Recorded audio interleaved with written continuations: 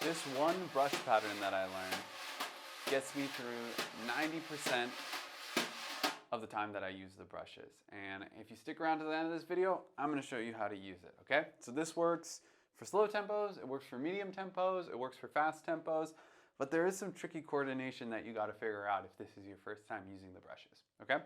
So we're going to start by breaking down really simply just with the left hand, okay? So the left hand, and pretty much everything when you're playing brushes, is going to be making circles, okay? So check it out. I'm doing traditional grip. You can do it matched as well. It works for both. But you're going to start in the bottom of the head, right? I'm down here at like, I don't know, call it 7, 8, right? If it was like a clock face, right? And then I'm going to go clockwise around the head.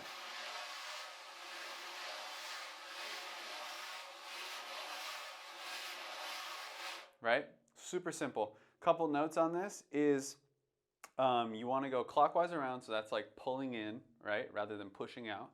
And you also want to try to go as far as you can around the edge of the head.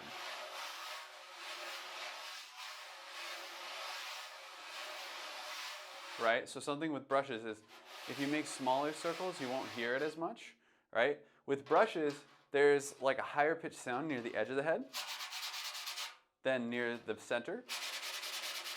So when we're doing a pulse later, we want to be able to hear that pulse by where it changes textures in the head. And you don't get as much of that if you're just making small circles over here in the corner, right? So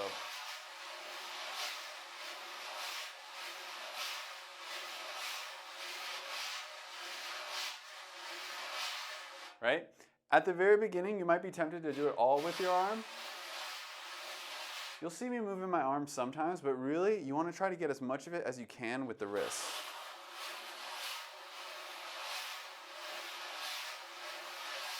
Okay? You're going to find that, your brushes might get caught in the edge sometimes here and there, and they'll get kind of bent. That's totally normal. It's just part of the process, okay? Now, we need to figure out how to coordinate our two hands together, okay? That's what's going to get this thing going. Right? And the general motion that I want you to think about when you're playing the brushes, I learned this from Jeff Hamilton, is that you're going like this. Right? You're going in, out, in, out. And there's all sorts of different things we can do within this, but that's the general motion, is that we're going in and out and in and out, cross, uncross, okay? So we're going to talk about what we do with our right hand just by itself. What our right hand is going to do is it's going to start at like 2 o'clock on the drum, right? So this top right hand corner. And that's beat 1, right? So it's just beat 1 like this, right? And beat 2 is going to be over here at like 10 o'clock. So 1, 2, 3, 4. 1, 2, 3, 4. 1, 2, 3, 4. Okay? Now notice my motion when I do this. I'm not going 1, 2, 3, 4. 1, 2, 3, 4. That's really staccato. It's not going to feel right. With brushes, we want to get in the habit of constant motion. This is why brushes are so good for your technique, because if you get in the habit of constant motion, then when you go to pick up your sticks, you're going to have constant motion. And what does that mean? Flow, smoothness. It's going to feel effortless, right? So with our right hand here, when we're going 1, 2, 3, 4, notice that I'm making kind of an arc when I'm going up. I'm going 1, 2, right? It's like I call it the rainbow. 1, 2, 3, 4. 1, 2, 3, 4, right? And I'm almost even like flopping around sometimes. Sometimes that's a little bit for show, but Philly Joe Jones said that when you play the brushes, you have to make it look pretty. So, right? Get used to that arc, okay? Now I'm going across the bottom on the way back. I'm not doing rainbow both ways. And the reason is because I'm going to add in the skip beat. 1, 2, 3, 4, 1, 2, 3. 4, 1, 2, 3. Now, you don't need to go to the center of the drum for the skip beat like this, 1, 2, 3, right? That's like a triangle. Just make a line across the top from 10 a.m. to 2 a.m., right? 1, 2, 3, 4, 1, 2, 3, 4, 1, right? Another thing I want to add to this is the sound of the brushes, okay? So a lot of young drummers, when they start playing the brushes, they make this kind of sound with it. Right? Where it sounds kind of thicker and chunkier rather than this. which is more articulate. Now, the way that you get this sound with the brush, it's different from a stick, right? The way you make a sound on a stick is you have to go all the way down to the head, and when the stick hits the head, that's how you make the sound, right? With a brush, it has this wobble where it will keep moving past where you stop it, like this, right? If I go like this. You see how it flops down there? So I can even go like this, right? And you can see I'm not going all the way down to the head. I'm stopping like here, right? But the whip makes it so that it still hits the drum. And the sound of that versus going all the way down, right? Right? It's a lot more articulate. Now, that's extreme. We don't need to be whipping every single note. Although, that's a tool to have in your toolkit if you need to play really articulate. But what we do need is the feeling of playing on the tips of the brushes, right? You don't want to be playing here. Right? That's hitting like this whole part of the brush rather than just the tip. Right? And you can hear the sound difference.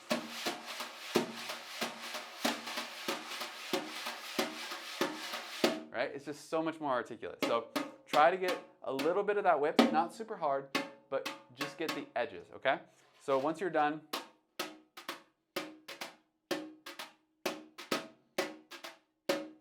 that's the sound that you should get. Okay, cool. Now what we need to do is to put the two hands together. And this is the tricky part. This is where you're gonna get impatient. You're gonna try to rush through it. Everybody does this, so it's totally normal. Let's just go step by step, okay? We're gonna chunk this, which means we're gonna do each part together. We're not gonna try to put the whole thing together all at once. That's like rub your tummy, pat your head. It's actually literally this, right? We're making a circle with this hand and tapping with this hand. It's literally this. I realized that the other day. Oh, that's so funny. Okay, but what we're gonna do is we're gonna put our left hand down in the bottom left corner, so that's like 7, 8 o'clock. We're gonna put our right hand up in the top right hand corner, which is like 1 or 2 o'clock, okay? And what we're gonna do is we're gonna hit this, hit our right hand on beat 1, and then we're gonna make our way over to beat 2. And at the same time, we're gonna push our left hand all the way like around the circle of the drum, make a semicircle until it gets to 2, where the right hand started, right? So something like this, 1, 2, right? So you see now, I'm crisscrossed. My right hand is over my left. Remember I talked about earlier how we're always gonna be doing cross, uncross, right? So I'm gonna do that again, 1, 2, boom. So my right hand is at like 10 o'clock, my left hand is at 2. Okay, so do that a couple times. Don't even try to do the rest yet. Just go 1, 2, 1, 2, right? 1, 2, right? Get that really dialed. Now, the tendency here is gonna be to mismatch the timing. A lot of people will get late with their left hand like this, right? You see how I was still moving even after I got to beat 2? Like 1, 2, right? So you wanna make sure it lines up at 2 o'clock right when your right hand hits the top left, right? So 1, 2, like that. You don't wanna be too early either, like 1, 2, right? We're avoiding having like stoppy motion later when we play the brushes, right? We don't want to be like 1, 2, 3, 4, 1. We want to be nice and smooth. Cool? So that's the first part, 1, 2. Once you got that down, then we're just gonna practice the second part, okay? The second part, we're gonna go 3, okay? So we go 3, the skip beat going across the drum, 3, landing back at 2 with the right hand, and then the left hand is gonna go 2, 3, right? So it's just another half circle going back to where it started, okay? So by the time you finish, you should be diagonal in the position you started on beat 1, like this, okay? So start crossed, 3, right? That's what it should look like, 3. Right? 3. What you want to avoid doing is having a direction change in there, right? With your left hand, it's going to feel natural to want to go, right? Where you're going 3, right? Making kind of a triangle rather than a full semicircle. 3, right? 3. You want it to be one continuous sound.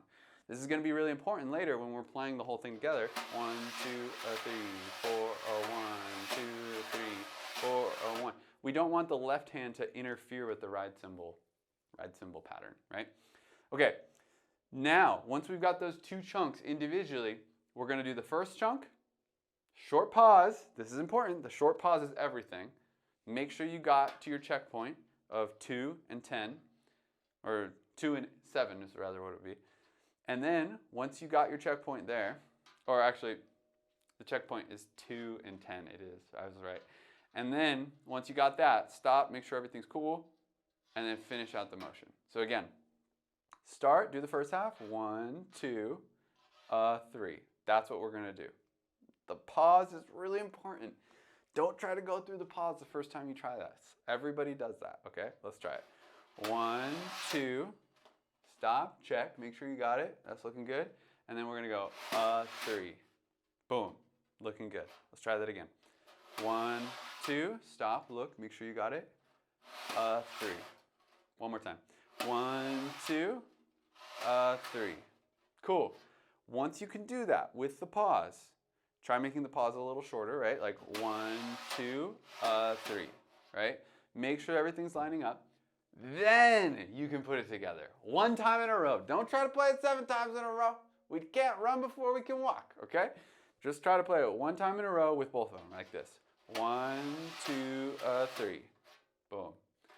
1, 2, 3. Boom. 1, 2, 3. Good. Once you can do that, you can try it 2 times in a row. 1, 2, 3, 4, 1. Boom. 1, 2, 3, 4, 1. Okay? Work on this really slowly, okay? Once you can do that 2 times in a row, you pretty much got it. And then you can start to maybe speed it up, you know, play along with the track, something like that.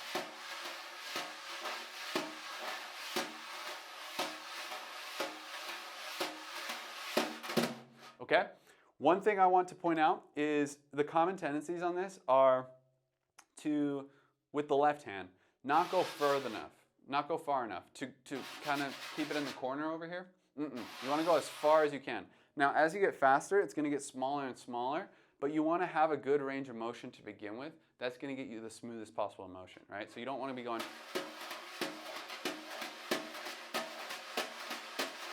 right? You could, but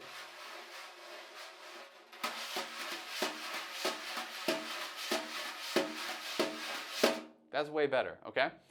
Another tendency is going to be to move your arm, right? To keep your arm going like this rather than, of course it's going to move a little bit, but you want to get your wrist involved.